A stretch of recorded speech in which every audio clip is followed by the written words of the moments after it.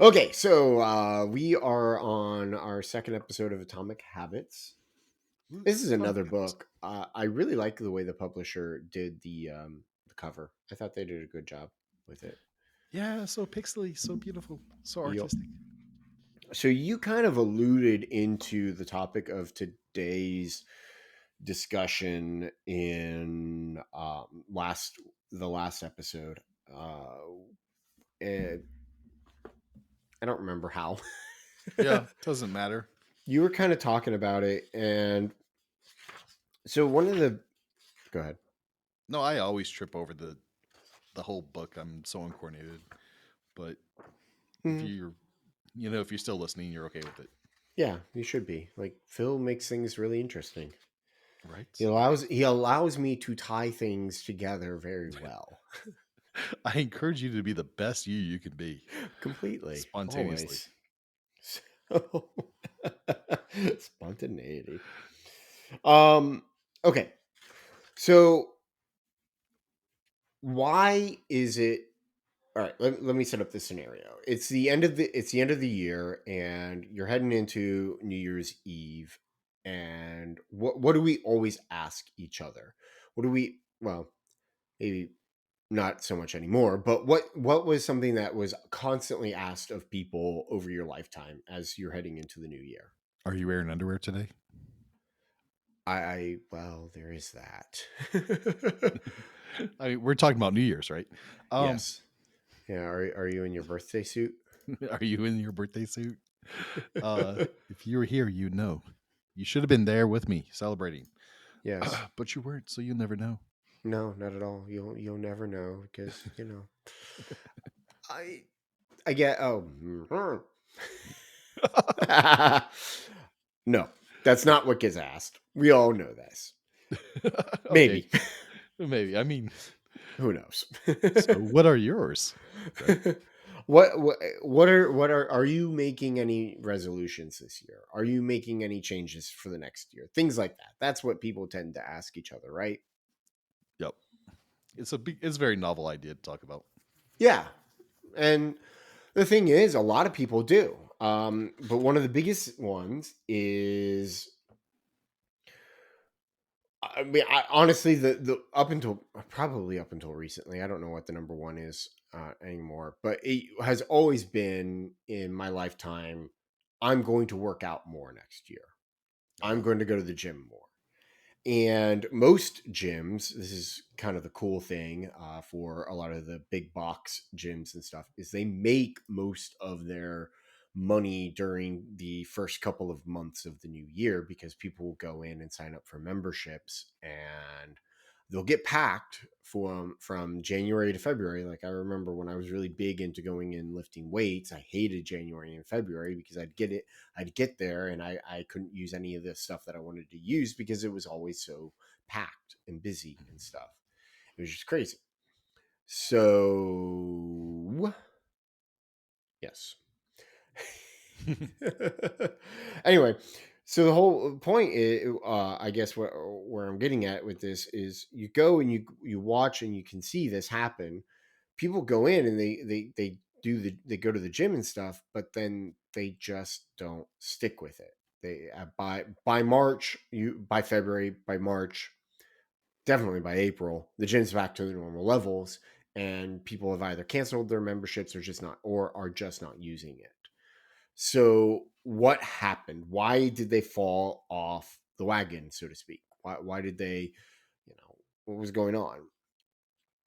And James Clear in his book puts it in a very um very good light. So he talks about there are two there well let me take a step back. There's actually like three layers of behavior change, or honestly it's kind of more like three layers of behavior. uh One of the reasons, I think you said last week, I will say it too, one of the things that I really like about the book is that he does use a lot of diagrams in the book, and it makes things very easy to yeah, especially this visualize. chapter. Oh yeah. So I'm going to show this in my camera. that Nice. circle. It's like a target. So imagine a target. Okay. Think Dante. Yeah, yeah. Except without 9 circles, it's three circles. Um, and what he says is like this is all has to do with behavior change. The very outer circle is outcomes. So the things that you want to see, things that you want.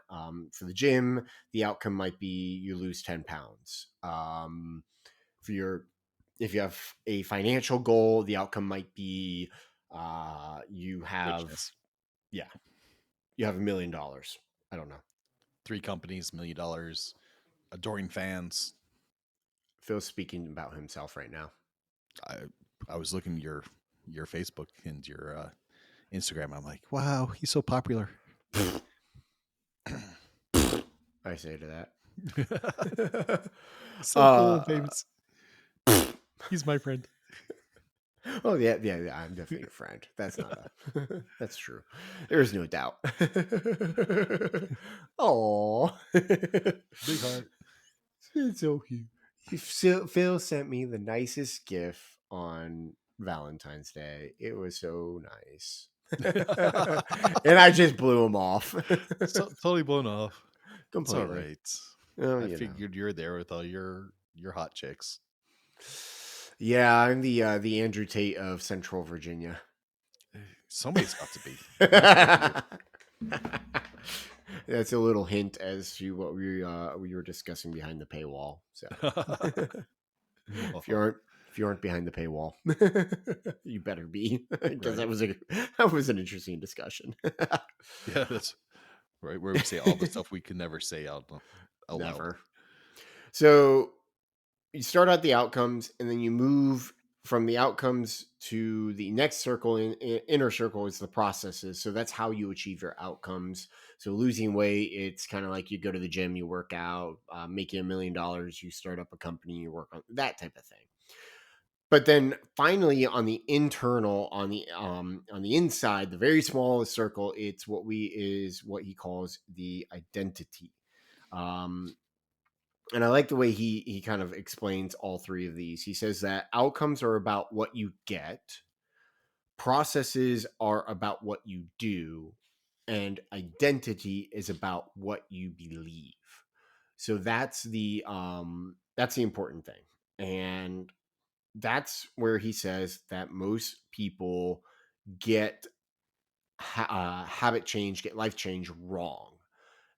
Especially when it comes to like New Year's resolutions. Very often we end up becoming very focused on the outcome first. And so we start moving from so we set the outcome. So the outcome being the being like the weight Losing loss. 100 kilos. Yeah. Wow, that's a lot of kilos. I mean, some of us can do it. Yeah, but wow, that is a lot of kilos. Right.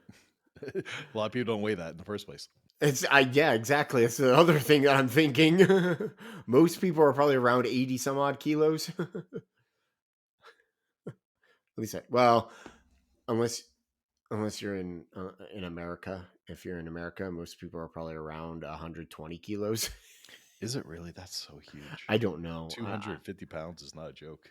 No, it's not. It's very sad. America is a very sad place when it comes to that. We are the land of the fat.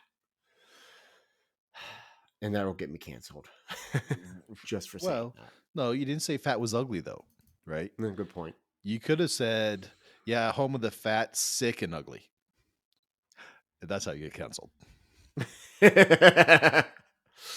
No. I would also throw addicted in there.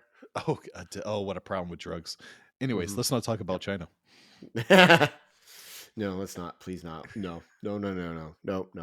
Nobody. Nope. All right. So people focus on the outcome. The outcome being losing weight. Okay.